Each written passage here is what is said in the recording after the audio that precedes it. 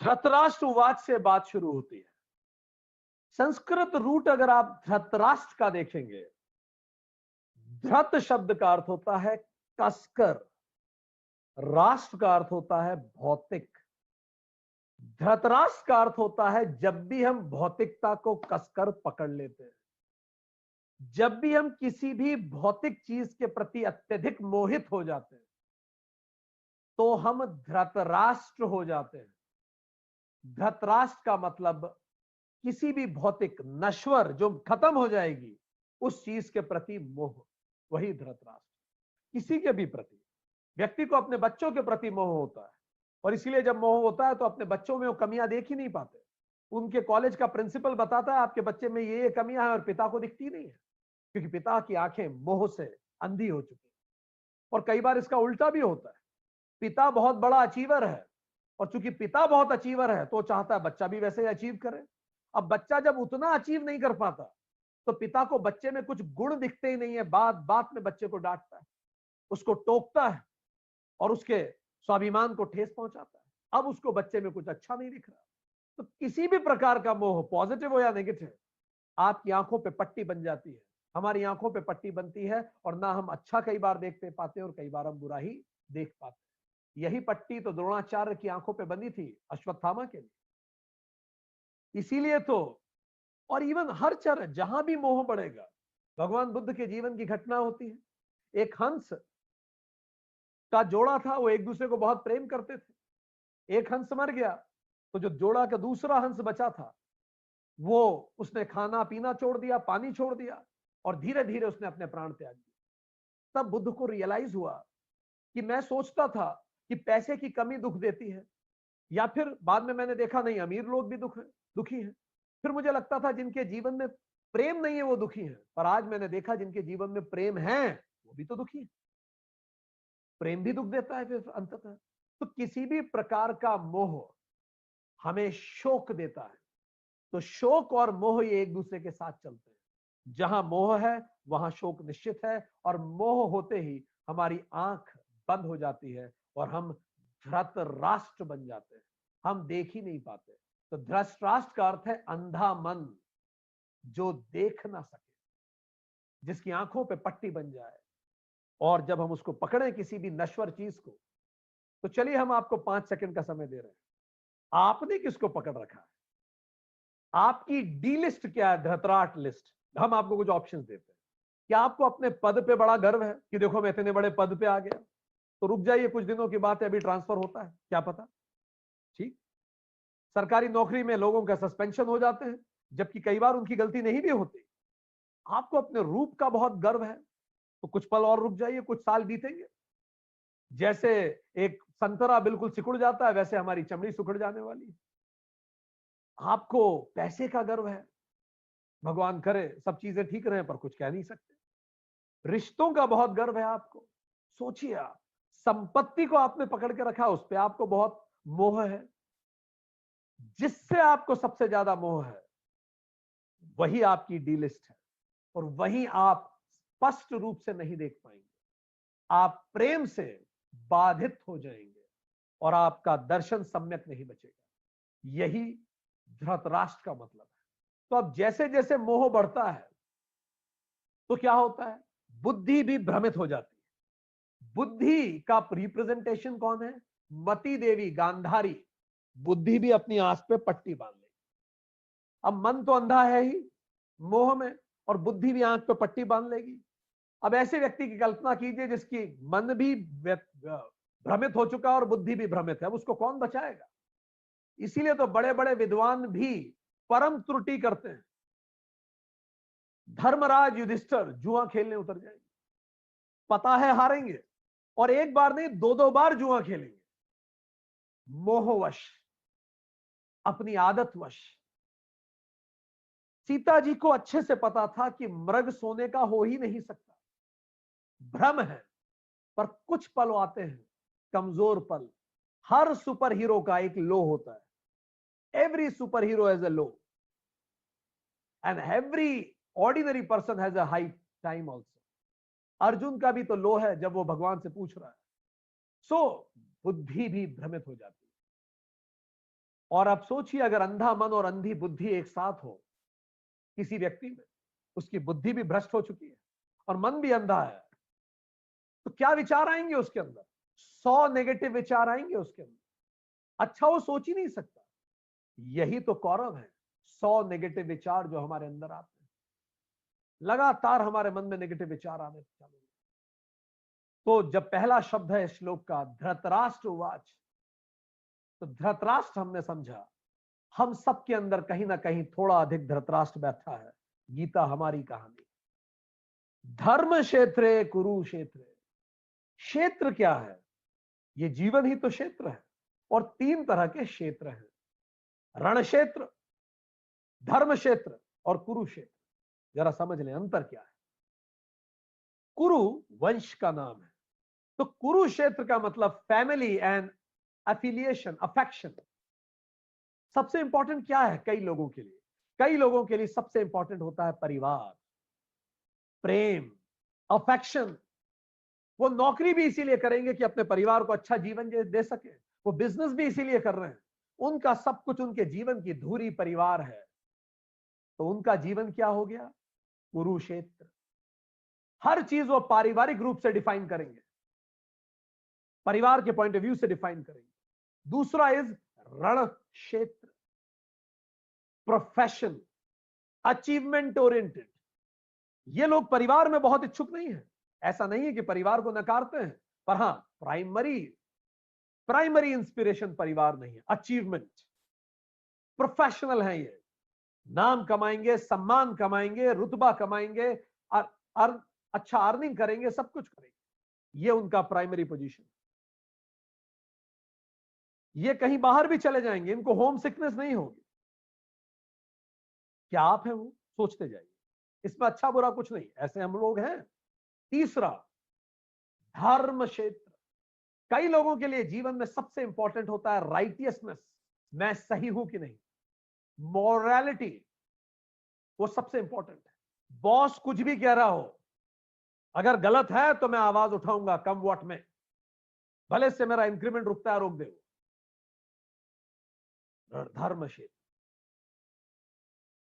छोटा सा उदाहरण, आप किसी से पूछिए, हम कहीं सेशन लेने गए थे एक मेडिकल कॉलेज में, तो वहां सारे डॉक्टर्स बैठे थे सामने, स्टूडेंट्स भी थे बहुत सारे। हमने उन स्टूडेंट से पूछा क्यों कर रहे हो भाई एमबीबीएस? भारत के टॉप 3 मेडिकल कॉलेज की बात कर रहे हैं हम, उनमें से एक मेडिकल कॉलेज था ये। हमने पूछा क्यों कर रहे हो एमबीबीएस? तो कुछ बच्चों ने हमें बताया, सर हमारे पिताजी का बहुत बड़ा हॉस्पिटल है, उनका सपना था कि उनकी बेटी भी एमबीबीएस करे, तो सर मैं एमबीबीएस करके अपने पिताजी का हॉस्पिटल संभालूंगी और उसको आगे बढ़ाऊंगी। अब इस व्यक्ति के लिए जीवन क्या है? कुरुक्षेत्र। कुछ और स्टूडेंट थे, उन्होंने बोला देखिए सर इंजीनियरिंग में अब इतनी वैल्यू नहीं बची, इतने कॉलेजेस खुल गए, मेडिकल साइंस में आज भी बड़ा सम्मान है, और इसीलिए चूंकि इसमें सम्मान है, अच्छी पैकेज मिलता है, इसीलिए मैं कर रहा हूं। इसके लिए क्या हो गया? यही पढ़ाई, रण क्षेत्र। एक ने हमें कहा सर मेरे अनुमान में मानवता की इससे बड़ी सेवा कोई नहीं हो सकती। जब आप किसी का दुख हरते हो ना सर, वो फीलिंग बियॉन्ड एक्सप्रेशन है सर। इसीलिए मैं उसके योग्य बन सकूं और मानवता की सेवा कर सकूं, इसलिए डॉक्टरी पढ़ रही। धर्म क्षेत्र। अब इन तीनों के पढ़ने का तरीका भी अलग होगा एक दूसरे से। जो कुरुक्षेत्र के लिए पढ़ रहा है वो सीधे गाइड उठा के लाएगा एग्जाम के पहले और उससे पढ़ेगा, क्योंकि हॉस्पिटल तो तैयार है उसका। जो प्रोफेशनल है, जिसको पैसा कमाना है, वो पूरा सिलेबस कंप्लीट करेगा, गाइड से नहीं पढ़ेगा। उसको नाम कमाना है, रुतबा शौहरत कमानी है, रण क्षेत्र वाला। पर जो धर्म क्षेत्र के लिए पढ़ रहा है वो सिलेबस छुएगा भी नहीं, वो जितना जहां ज्ञान ले सकता है उतना लेगा। क्यों? क्योंकि उसे पता है जो बंदा स्ट्रेचर पे मेरे हॉस्पिटल में आएगा वो मेरा सिलेबस देख के नहीं आएगा। वो ये नहीं पूछेगा डॉक्टर साहब ये सिलेबस में था कि नहीं आपके जो आप इलाज कर रहे हो। बीमारी सिलेबस से थोड़ी चलती। आपके सारा काम करने का तरीका बदल जाता है दोस्तों, जैसे ही क्षेत्र बदलता है। आप जॉब कर रहे हैं, परिवार को समृद्ध करने के लिए कर रहे हैं, नाम रुतबा के लिए कर रहे हैं, या फिर सेवा के लिए कर रहे हैं? आपकी मेहनत किस लिए आप करते हैं? बस वही निर्धारित करेगा आपका काम करने का तरीका। इसीलिए आपको जिंदगी में जो 3 अलग अलग तरह के लोग दिखते हैं, आपको दिख जाएंगे। जिसके लिए जीवन धर्म क्षेत्र होगा और भगत सिंह की तरह फांसी पे झूल जाएंगे, उन्हें फर्क नहीं पड़ेगा। अब हम वापस गीता पे आए।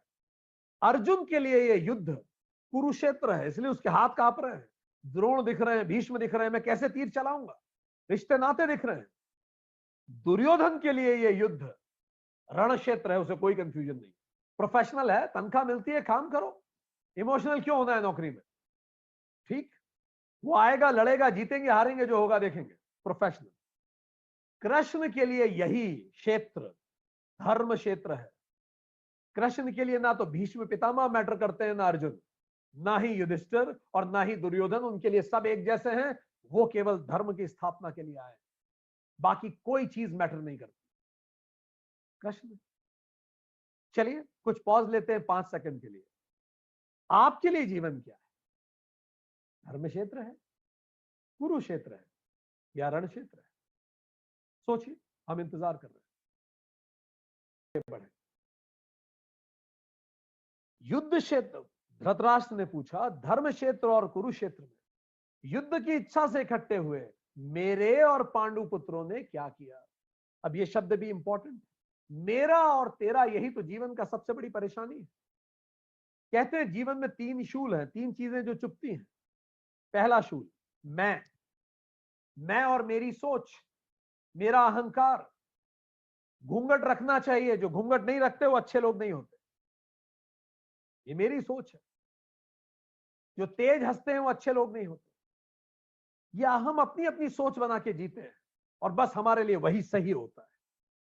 मैं, और अक्सर मैं मेरी सोच के कारण ही दुख पाता हूं।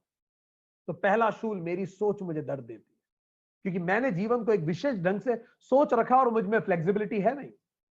कोई भी चीज जो कड़क हो जाएगी वो टूट जाएगी, हड्डी हो, विचार हो या जीवन हो, नमनीयता ही जीवन है, फ्लेक्सिबिलिटी।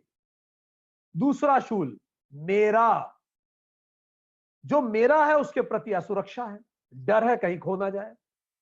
बच्चा बाइक लेके बाहर जाता है, मुझे डर लगता है। तीसरा, जो मेरा नहीं है वो भी दुख देता है, ईर्ष्या, उसको पाने की कामना। आजकल तो फेसबुक है, लोगों की लाइफ कितनी हैपनिंग है देखते हैं हम, उससे जो मेरा नहीं है उसके लिए दुख होता है। सो 3 शूल चुपते रहते हैं, मैं, मेरा और जो मेरा नहीं है। इसी को भगवान शिव अपने हाथ में रखते हैं, त्रिशूल। और ऐसी ही कहानी हम पढ़ने में आती है कि वो 3 पुर जो बनाए थे राक्षसों ने, शिव ने एक ही तीर से तीनों पुरों को खत्म कर दिया। पुर मतलब जैसे नागपुर, उदयपुर, जबलपुर। पुर मतलब कॉलोनी। तो 3 राक्षस थे जिन्होंने हमारे जीवन को बर्बाद कर दिया था। वो 3 राक्षस यही है, उन पुराणों में जो कहानियां आती है। शिव ने एक ही तीर से तीनों राक्षसों को भस्म कर दिया और इंसानों का जीवन बचाया। और जो धूल नीचे गिरी उसको उठा के अपने मस्तक पे लगाया, तभी से त्रिपुंड बना। त्रिपुंड की तीनों लाइनें इन्हीं तीनों चीजों का तो प्रतीक है, me, mine and not mine. Shiv ये बताना चाहते हैं, घबराओ मत, तुम, जो तुम्हारा है और जो तुम्हारा नहीं है, तीनों भस्म हो जाओगे। हर चीज भस्म है। इसलिए शिव ने यहां लगाया कि ऐसे ही विचार रखना, यहां लगाया कि ऐसा ही हृदय में भावना रखना और ऐसे ही अपने कर्म रखना। इसलिए तीनों जगह त्रिपुंड लगाया जाता है। इसीलिए त्रिशूल होता है जो हमें चुभता है। 3 बेल पत्र में पत्तियां होती है और इसलिए हम यज्ञ के बाद 3 बार ओम शांति कहते हैं। चलिए फिर से 5 सेकंड आपके लिए। आपको कौन सा शूल चुभ रहा है? कब कब आपको गुस्सा आता है? क्या है गुस्सा मैं के कारण आ रहा है, मेरे विचारों के कारण? या फिर दुख होता है, डर लगता है असुरक्षा के कारण, जो मेरे हैं उनके लिए? बच्चा अच्छी पढ़ाई नहीं कर रहा, मैंने बिजनेस इतना बढ़ाया वो तो नहीं बढ़ा पा रहा, ये शूल चुभ रहा है क्या? या जो मेरा नहीं है उसका दुख हो रहा है, यार देखो मैं ये नहीं कर पाया, वो तो कर गए। कौन सा शूल आपको चुभ रहा है? मेरा तेरा आपके अंदर कहां चल रहा है? सोचिए। परफेक्ट, ग्रेट, आपने सोच लिया। तो गीता हमारे अंदर हर क्षण घट रही है और यही धृतराष्ट्र कह रहा है कि मेरे और पांडु पुत्रों ने क्या किया। ठीक, आखिरी में पूछते हैं संजय, वो संजय से पूछते हैं, संजय कौन है, क्या किया संजय? संजय, जय का अर्थ है खुद को जीतना। विजय का अर्थ है दूसरों को जीतना। तो जिसने खुद को ढंग से जीता हो वही संजय। खुद को जीतने का मतलब अपने लालच, ईर्ष्या, बैर, मोह, मद, इसको जीत लेना, जिसको शट रिपु कहते हैं, उसको जीतना ही संजय है, जो अपने आप को जीत सके। तो संजय जिसने खुद को जीत लिया है उसका मन अपने आप शांत हो जाएगा। जो ईर्ष्या के परे है, क्रोध के परे है, लोभ के परे है, मोह के परे है, मद के परे है, तो शांत हो ही जाएगा। तो एक अंधा मन शांत मन से पूछ रहा है